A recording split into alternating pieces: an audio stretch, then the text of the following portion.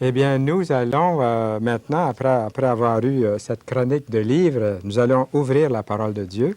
Alors, je vais prendre la Bible. Vous avez la vôtre aussi qui est juste à côté de moi. Et ça me fait plaisir de savoir que vous allez pouvoir lire. Dans quelques instants, vous allez pouvoir regarder dans la Bible avec moi.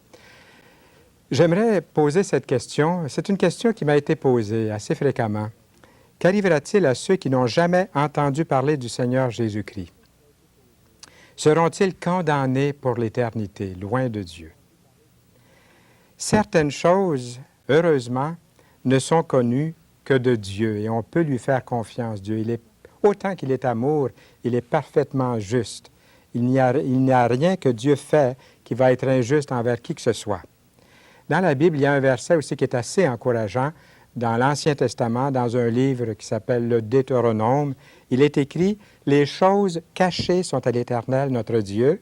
Les choses révélées sont à nous et à nos enfants à perpétuité, afin que nous mettions en pratique toutes les paroles de cette loi en parlant de la Bible. » Donc, c'est la preuve qu'il y a des choses qui sont cachées aux êtres humains, que Dieu s'est gardé, lui, le soin de garder pour lui-même, d'en garder pour une raison que nous ne connaissons pas présentement. Il s'est réservé de ne pas tout nous révéler ses plans. Premièrement, Dieu est parfaitement juste, comme je disais il y a un instant, et ce qu'il a décidé de faire avec ceux qui n'ont jamais entendu parler de Dieu, ou même de son Fils, encore moins de son Fils, le Seigneur Jésus-Christ, qui n'ont jamais entendu parler du Sauveur, eh bien, c'est pas tout à fait qu'est-ce que c'est qu'on pense qui va se produire. Premièrement, Dieu s'est réservé un salut. Il a réservé pour tous les êtres qui naissent dans ce monde, le Seigneur leur donne l'occasion, le privilège de se tourner vers lui. Et ça, c'est intéressant lorsqu'on étudie le sujet dans la parole de Dieu. Mais la question ne doit pas être comme un écran de fumée pour refuser sa propre responsabilité, nous qui savons lire, nous qui pouvons regarder, entendre le message de Dieu par la parole de Dieu. Deuxièmement, ceux qu'on appelle les païens, ou qu'on a appelés les païens, ne pourront pas être condamnés d'avoir rejeté le Seigneur Jésus-Christ s'ils n'en ont jamais entendu parler. Par ailleurs, ils seront condamnés d'avoir violé leur propre loi morale.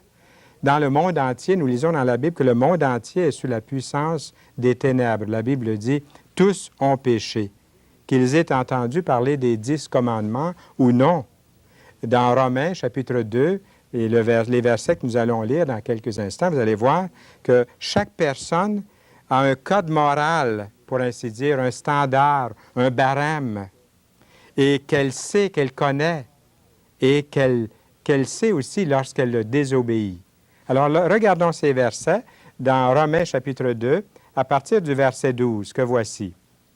« Tous ceux qui ont péché sans la loi périront aussi sans la loi, et tous ceux qui ont péché avec la loi seront jugés par la loi.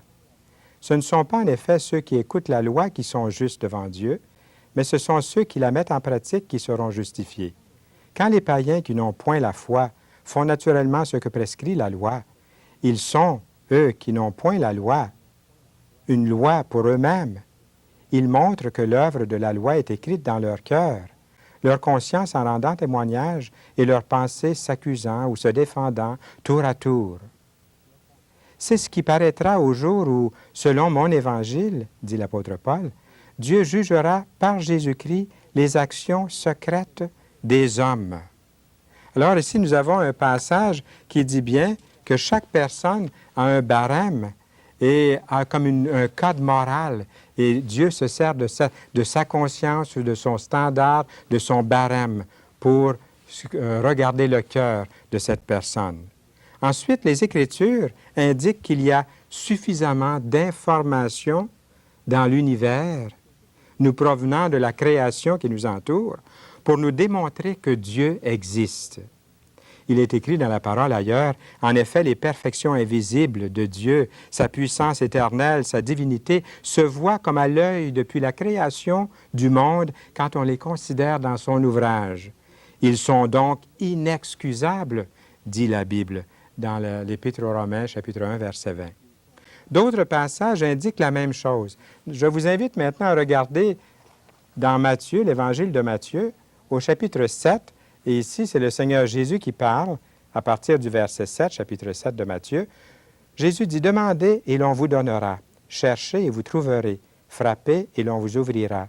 Car quiconque demande reçoit, celui qui cherche trouve, et l'on ouvre à celui qui frappe. Lequel de vous donnera une pierre à son fils s'il lui demande du pain? Ou s'il demande un poisson, lui donnera-t-il un serpent? Si donc méchant comme vous l'êtes, vous savez donner de bonnes choses à vos enfants, à combien plus forte raison votre Père qui est dans les cieux donnera-t-il de bonnes choses à ceux qui les lui demandent? » Encore une fois, dans l'Évangile de Matthieu, nous trouvons cette même indication qu'il y a une liberté personnelle de refuser ou de venir, de regarder l'univers et de refuser ou de venir à Dieu dans ce qu'il nous a révélé par la création qui nous entoure. Dans Jérémie, dans l'Ancien Testament, un passage dit « Vous me chercherez et vous me trouverez, si vous me cherchez de tout votre cœur. » Et moi, je crois que si vous cherchez le Seigneur sincèrement, il va se laisser trouver par vous. La Bible est claire. Personne ne sera sauvé à part que par le sang, le sacrifice de Jésus-Christ, le sacrifice qu'il a offert à la croix du Calvaire. Jésus dit à l'un de ses disciples, « Je suis le chemin, la vérité et la vie.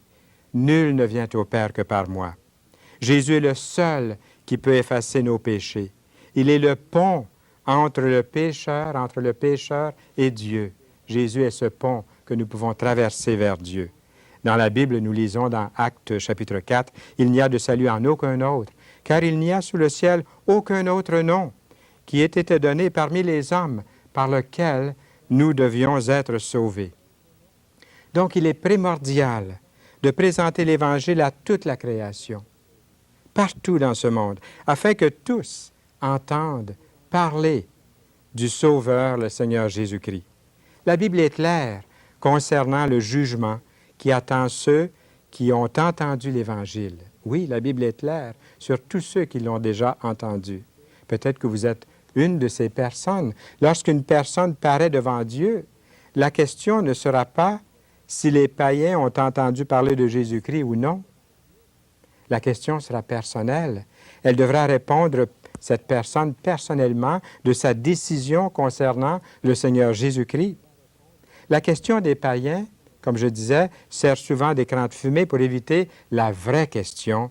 La vraie question, que faites-vous du Seigneur Jésus-Christ? Le Seigneur Jésus-Christ est-il le seul chemin vers Dieu?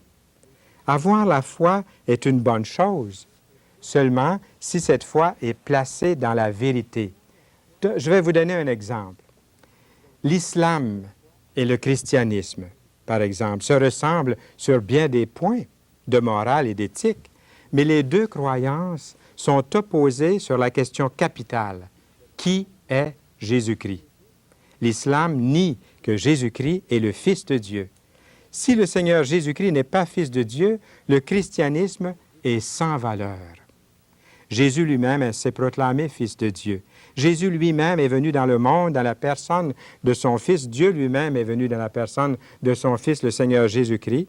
C'est une vérité qui nous a été transmise par les prophètes et le Seigneur Jésus-Christ lui-même. Les lois physiques dans l'univers ne sont pas déterminées par des lois humaines, par des lois sociales, par des cours. Par exemple, la loi de la gravité n'est pas décidée par des hommes. Ce n'est pas comme faire de la vitesse et écoper un billet d'infraction.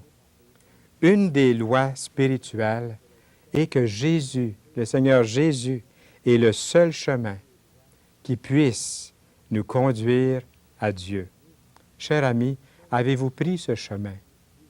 Réalisez-vous qu'il n'est pas un des chemins ou une des vérités, une des vies qui nous est présentée, mais nous avons ici devant nous le chemin qui nous conduit à Dieu. Il peut y avoir 1001 chemins qui nous conduisent à Jésus-Christ. Le vôtre, le mien ou l'autre à côté, des gens qui viennent de toutes sortes de milieux, de l'islam ou d'une religion dite chrétienne. 1001 chemins qui arrivent à Jésus, mais un seul qui arrive à Dieu. Et c'est Jésus, le seul chemin qui peut nous amener à Dieu. Par Jésus, le seul chemin, la vérité et la vie, j'arrive à Dieu. Il est le pont entre le pécheur et Dieu. Alors, est-ce que là où vous êtes aujourd'hui, il y a quelque chose qui commence à considérer dans votre cœur, dans votre conscience, dans votre propre code d'éthique, si vous ne connaissez pas le Jésus des Saintes Écritures? Est-ce qu'il n'y a pas quelque chose en vous qui vous dit « c'est la vérité » et de chercher le Seigneur Jésus-Christ, de venir à lui simplement et le recevoir comme Sauveur et Seigneur?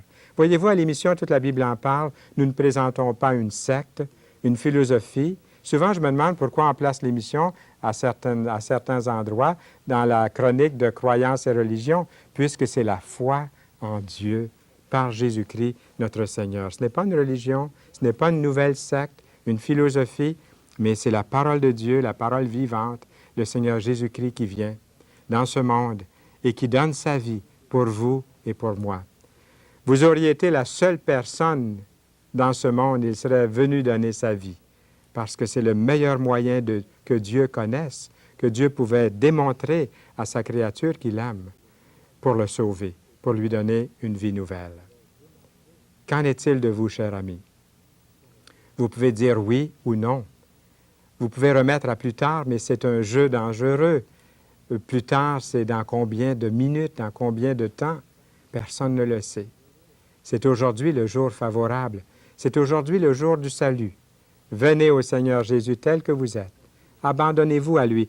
Nous vous avons présenté le même évangile qui a changé la vie de millions d'êtres humains depuis 2000 ans et qui, encore aujourd'hui, partout dans le monde, touche des cœurs et transforme des vies pour la gloire de Dieu.